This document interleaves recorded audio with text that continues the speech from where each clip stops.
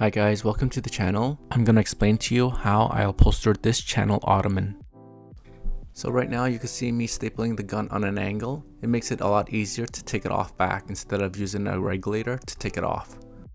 Also, the fabric is cut on a bias, so that means it's a lot easier to hide the wrinkles. You can see the fabric looks a little loose, but it's okay because eventually when you start pulling it, it's gonna fit into place. I'm trying to be really consistent by pulling it up all the way around. The hardest part is where the curve is. Now as you can see me just stapling as much as possible so the fabric doesn't move around. Once I'm done stapling one-sided, I'm gonna flip it around. So I already put a few staples on the center part already, and now I'm gonna repeat the process.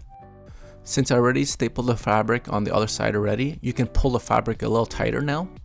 So I'm still putting the staples on an angle because I still have to readjust it. So anytime you're setting up the fabric, you never want to staple it complete. It's just too hard to take it off. Now that everything looks really nice, I'm going to staple it down. You can see me putting the gun straight now without the angle. As you can see here, you don't see no wrinkles on the fabric because the fabric I cut on a bias. So this way you can see the channel very clean without any wrinkles.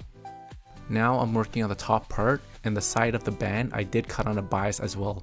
If you notice, when I'm pulling it down, the fabric it stretches diagonal, not downwards.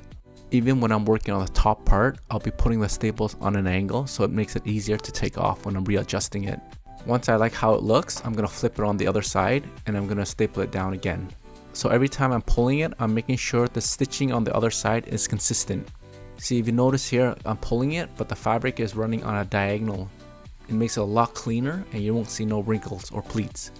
Depending on the fabric as well, but this fabric here is so busy, so I was able to cut it on a bias, which is pretty much a 45-degree angle that you're supposed to cut on the fabric. I'm working like this all the way around until I'm complete. When I'm combining the two together, I'm gonna make sure everything lines up first before I screw it down.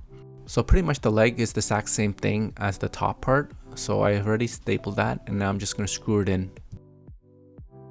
And here's how the finished piece looks like. So thank you for watching, and please let us know if this video was helpful.